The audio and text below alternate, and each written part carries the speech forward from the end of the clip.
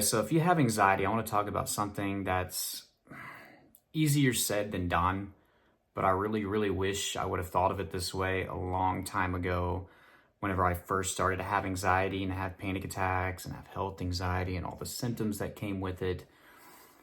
I was basically playing into the situation by avoiding things that would trigger me, running away from things if I was in certain situations, not responding the correct way. Obviously, that kind of comes with the territory, right? We're given fearful responses. Why is this happening? Please no, please stop. I feel uncomfortable. I wish that I would have kind of grasped the idea of embracing anxiety. And of course, easier said than done if you have issues with acceptance, especially if you have issues with health anxiety. Obviously with that, the first step is to get initial reassurance, get checked out by a professional, cut out the external reassurance and start working on your acceptance. In the beginning, for a lot of us, that's whenever anxiety is at its peak. We don't understand what's going on. Our awareness of it isn't very good. We don't understand us wanting it to go away makes it stronger and gives it more power. We don't understand the significance of Googling or checking our vitals. We don't understand the significance of having to constantly go to somebody else for safety, right? We just don't get all that. So it's a lot more scary in the beginning. So embracing anxiety for a lot of people in the beginning doesn't make sense. Shouldn't I be trying to get away from anxiety? Shouldn't I be trying to push it away, resist it, like stop, please, No. And I wish that I understood that more so in the beginning, but it's natural that we don't. And it's something that we learn as time goes on. And luckily there's a lot of YouTubers, a lot of people that explain this. There's a lot of great books, a lot of great programs, a lot of great coaches, a lot of great therapists out there that now they're showing people that you need to almost gravitate towards the things that are causing you to be anxious. Now, I'm not talking about unhealthy things. I'm not saying gravitate towards alcohol if alcohol causes your anxiety. I'm talking about being in public, going to work, being in social situations. For some of you, that's just getting out of bed. For some, getting out of the house, driving. And mine got so bad, guys, almost just about anything, pretty much anything would trigger my anxiety. Anything that had the smallest amount of pressure. So I would try to avoid. And the more you avoid, guys, the harder it's going to be whenever you try to finally start exposing. I'm just going to be honest with you. I encourage you guys, whenever you have a very bad situation or encounter with your anxiety in a certain situation, like if you have a panic attack in the car, or if you have a panic attack at work, or you have a bad experience at the mall, the best thing that you can do, guys, is to go back to that same spot the next day to show the subconscious that it doesn't need to give you those symptoms. It'll still try it because you had a bad experience yesterday. But the sooner that you get in there and start practicing saying the right things, you're not running out of the situation, you're not leaving your groceries, you're not running back out of the mall, you're not hurrying up and clocking out, or, all that stuff, the better, okay? But if we wait weeks, months, and for some of you guys, years, understand that whenever you get back out there and you're trying to embrace anxiety and you're trying to expose yourself to your triggers and your fears, it's going to be more difficult, but that's okay. All right. It's better than avoiding and running for the rest of your life. And trust me, I avoided for years and I was still able to get out of it. It just takes a little bit longer for some of us that have been doing this for a long time. But anyways, back to the point of this video, I want you guys to start practicing leaning into your anxiety. Now, there's a lot of different phrases and words to describe this. Embrace your anxiety. Embrace it.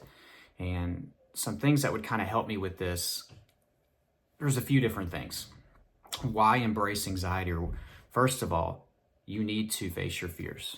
So embrace anxiety because it's going to show bravery and courage to your subconscious to let it know that these symptoms aren't needed.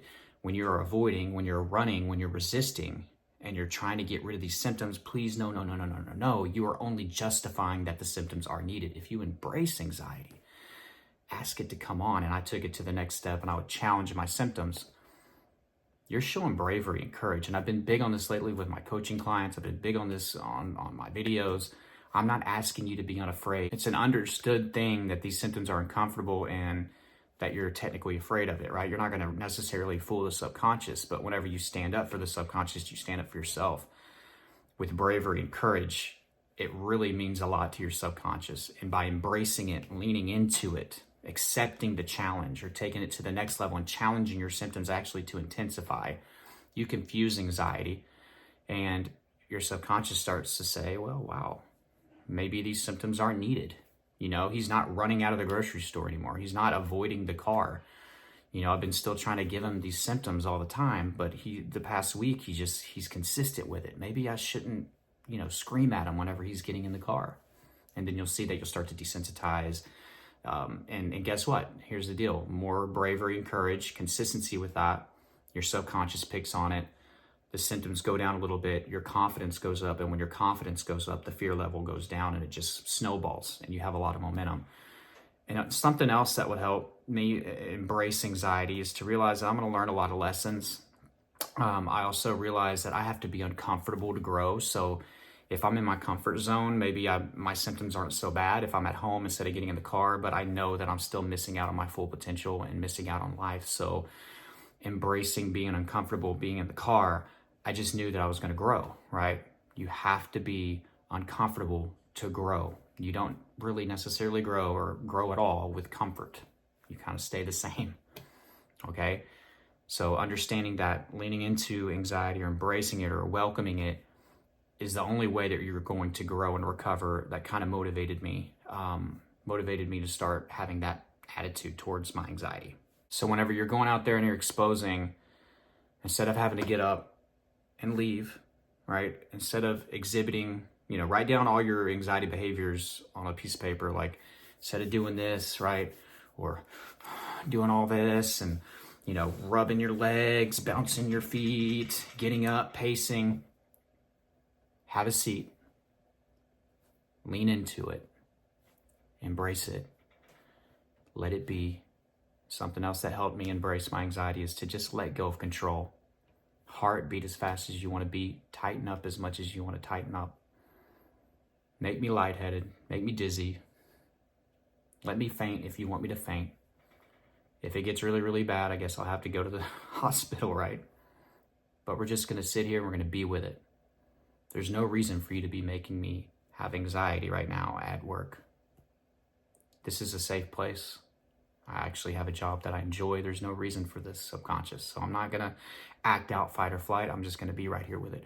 There's no reason for you to be giving me a panic attack in the car. I'm a good driver. I always get to where I need to get to. I always get home safely. We don't have any bad experiences in the vehicle aside from the panic attacks. Things are going to be okay. There's no reason for you to yell at me whenever we get in the car.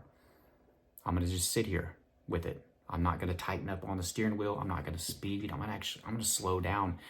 I'm going to lean into it. So start embracing your anxiety because it's going to teach you a lot of lessons. You're going to learn a lot of things in your anxiety journey. You're going to find a lot of blessings in disguise.